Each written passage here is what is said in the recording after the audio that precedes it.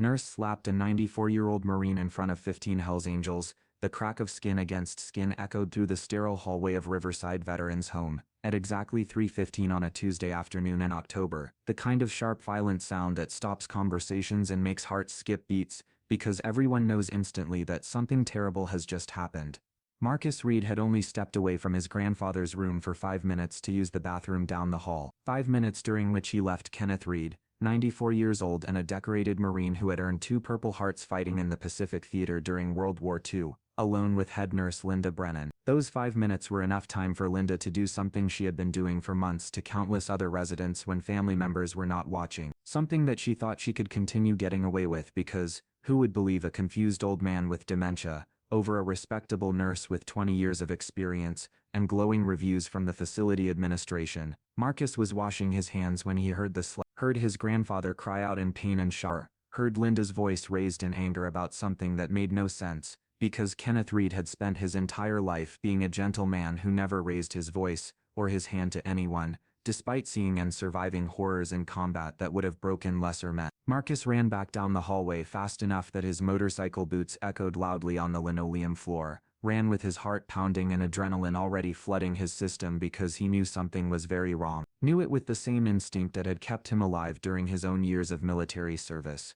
What he found when he burst through the doorway would be burned into his memory forever, would become one of those defining moments that separates a person's life into before and after, would set in motion events that would expose systematic abuse affecting dozens of veterans and destroy the career and freedom of someone who had spent years torturing vulnerable old men while hiding behind a white uniform and false smile. Kenneth Reed was sitting in his wheelchair by the window where Marcus had left him, but now his head was turned to the side at an angle that suggested he had just been struck, and his left cheek was already showing the red handprint of someone's palm, and tears were running down his weathered face not from physical pain, because Kenneth Reed had endured worse than a slap during his time in combat, but from the humiliation and shock of being assaulted by someone he had trusted to care for him. Standing over him with her hand still raised as if preparing to strike again was Linda Brennan, 48 years old, head nurse at Riverside Veterans Home for the past 6 years, a woman whose personnel file was filled with commendations and whose professional reputation was spotless because she was very good at maintaining appearances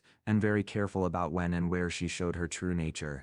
Her face was twisted with anger and contempt, and she was in the middle of saying something about ungrateful old men who did not appreciate what was being done for them when she noticed Marcus standing in the doorway, and her expression changed instantly to one of calculated innocence. The transformation so quick and complete that someone who had not seen what happened might actually believe the gentle concerned nurse act.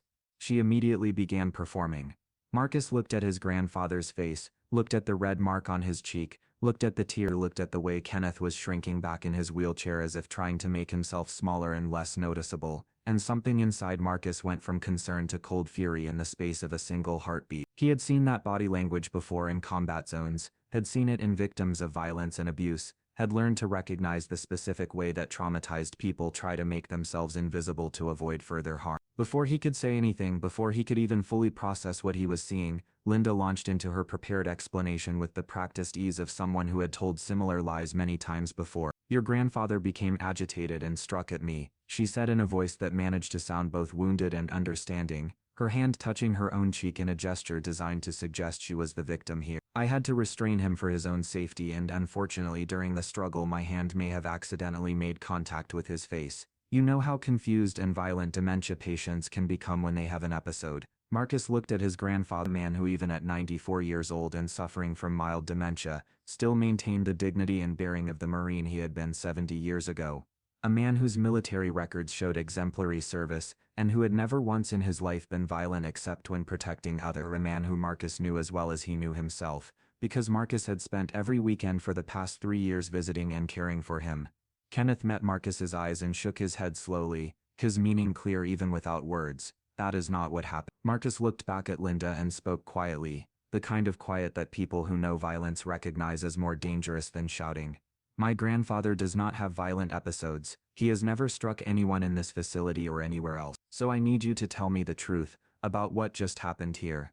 Linda's expression shifted again, this time to offense and professional indignation. "Are you calling me a liar? I am a medical professional, with 20 years of experience, and I am telling you what happened. If you have a problem with how I manage patient safety, then you can take it up with the administration." She turned to leave, clearly considering the matter closed, clearly expecting Marcus to back down the way family members usually did when confronted with the authority of medical staff, and the implicit threat that complaining might result in their loved ones receiving even worse care. But Linda Brennan had made several critical errors in her calculations that afternoon. First, she had not bothered to learn anything about Marcus Reed, beyond the basic fact that he was Kenneth's grandson, had not known that Marcus was not just a biker who visited on weekends but was the president of the local Hells Angels chapter, and had 14 of his brothers visiting other veterans down the hall at that exact moment. Second, she had not considered that veterans' families often develop networks and communication systems, had not realized that Marcus and several other families had been comparing notes about suspicious injuries and declining health among the residents. And third, she had seriously underestimated what would happen if you assaulted a decorated war hero in front of someone who had sworn a brotherhood oath to protect the vulnerable, and who had both the means and the will to follow through on that oath. Marcus moved to block the doorway before Linda could leave.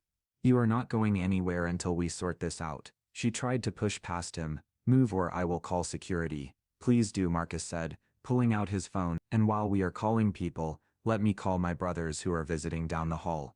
Linda's face went pale for just a moment before she recovered her composure. "You cannot intimidate me with your gang friends. This is a healthcare facility and you will follow our rules." Marcus tapped his phone and within 30 seconds heavy footsteps echoed down the hallway as 14 large men in Hells Angels, leather vests appeared in the corridor, filling the small space with their presence, their eyes immediately assessing the situation and seeing Kenneth's red cheek and tears, seeing Linda's defensive posture, understanding without explanation what had happened. "If you believe that elderly veterans deserve to be treated with respect and dignity after everything they sacrificed for this country, if you believe that those who abuse vulnerable people need to face consequences regardless of their position or profession, then I need you to take 2 seconds right now to hit that like button, to leave a comment telling me where you are watching from, and to subscribe to this channel because stories like Kenneth's need to be heard by people who still believe in protecting those who cannot protect themselves." The president of the chapter, a man called Hammer whose real name was James Conway, and who had served 2 tours in Iraq before coming home and finding his true family among the Brotherhood, stepped forward and spoke directly to Linda with the kind of authority that comes from years of leadership. "Ma'am, I am going to need you to explain why there is a handprint on this veteran's face." Linda drew herself up to her full height and tried to use her professional status as a shield.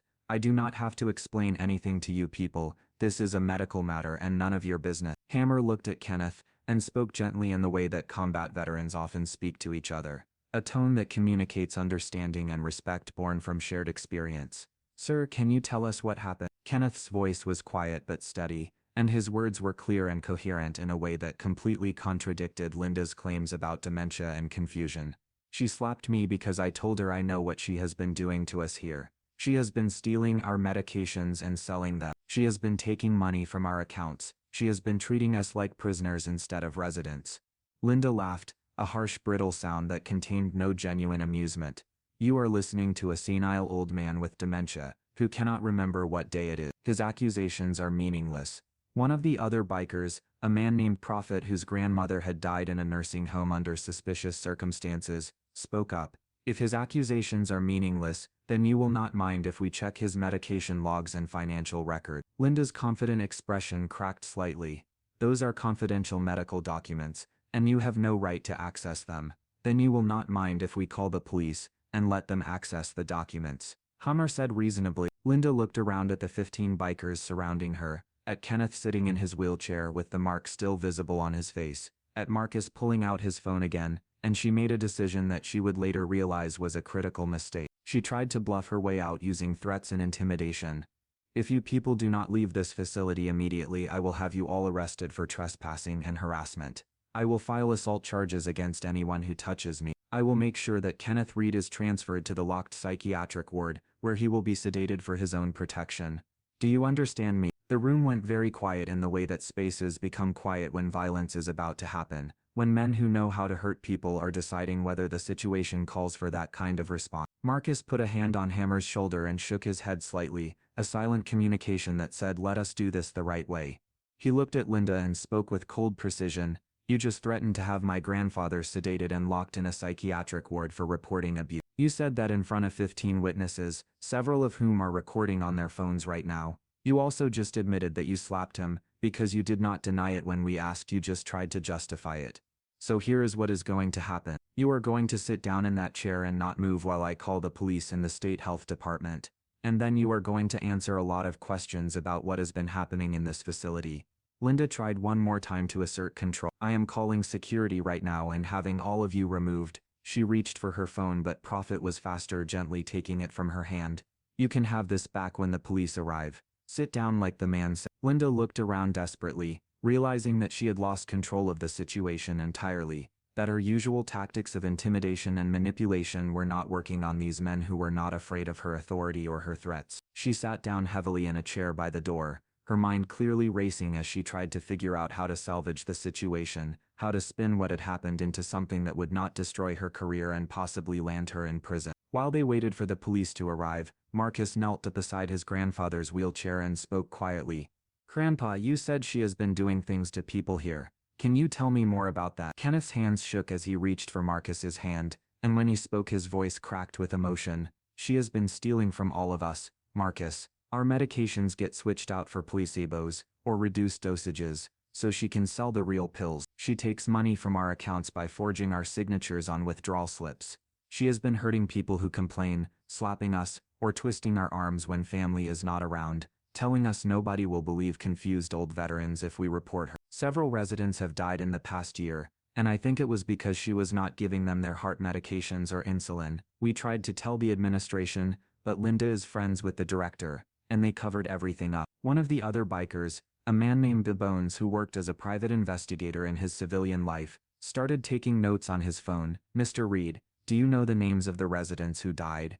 Kenneth closed his eyes and recited from memory. Arthur Thompson last November, stroke, but he had been complaining that his blood pressure medication made him feel strange.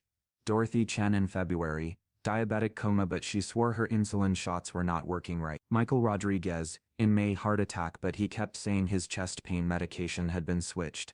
7 more in the past year alone, all sudden deaths of residents who had been stable for months or years before. Bones looked up from his phone with an expression that suggested he was already putting pieces together. Those are not normal death rates for a stable veteran population. That pattern suggests something systematic. Linda had been sitting quietly during this exchange, but now she stood up abruptly. I do not have to sit here and listen to these insane conspiracy theories from a demented old man and his gang friends. I am leaving and you cannot stop me. Hammer stepped into her path again, not touching her but making it clear she would have to go through him to reach the door. Actually, we can stop you. Citizen's arrest. We have witnessed assault on an elderly person, and we have probable cause to believe you have committed elder abuse and possibly negligent homicide. You are not going anywhere until the police arrive. Linda's face flushed red with anger and something that might have been fear. You cannot do that. You are not law enforcement. One of the bikers, an older man named Justice who had been a police officer before retirement, spoke up. Actually, citizen's arrest is legal in this state when you witness a violent crime, and we all saw the mark on Mr. Reed's face and heard you fail to deny striking him. So sit back down and wait quietly, or we will restrain you, which is also legal under these circumstances. The police arrived within 15 minutes. 2 patrol officers who looked somewhat bewildered to find a nursing home room filled with bikers surrounding a nurse and an elderly veteran with a visible handprint on his face. Marcus had been wise enough to call ahead and explain the situation, so the officers were prepared for something unusual, but the scene was still striking enough to make them pause in the doorway. Officer Sarah Mendez, the senior of the 2, surveyed the room and addressed Marcus, since he appeared to be in charge. Mr. Reed? Yes, ma'am. My name is Marcus Reed, and this is my grandfather Kenneth Reed. About 45 minutes ago I left him alone for 5 minutes, and when I returned, I found head nurse Linda Brennan standing over him with her hand raised, and his face showing clear signs of having been struck. My grandfather states that she slapped him after he confronted her about systematic abuse happening in this facility. Multiple bikers spoke up simultaneously offering to provide statements and video evidence, but Officer Mendez raised her hand for silence. One at a time, please. Mr. Reed, Sr., can you tell me what happened? Kenneth Reed straightened in his wheelchair and spoke with the clear, precise diction of a man who had spent his military career giving reports to superior officers, and his statement left no room for misinterpretation or claims of confusion. Officer, approximately 1 hour ago, head nurse Brennan entered my room alone. She began her usual medication rounds, but I noticed that the pills she was giving me did not look like my usual prescriptions. When I questioned this, she became angry and told me to mind my own business, or I would regret it. I told her that I and other residents have been documenting suspicious activities including medication tampering, financial theft and physical abuse of residents who complain. She became enraged and struck me hard across the face with her open hand. My grandson arrived moments later, and has been here since. The other gentleman arrived shortly after to prevent Nurse Brennan from leaving before authorities could be notified. Officer Mendez looked at Linda. Ma'am, is this account accurate? Linda had regained some of her composure and launched into her prepared defense. Absolutely not.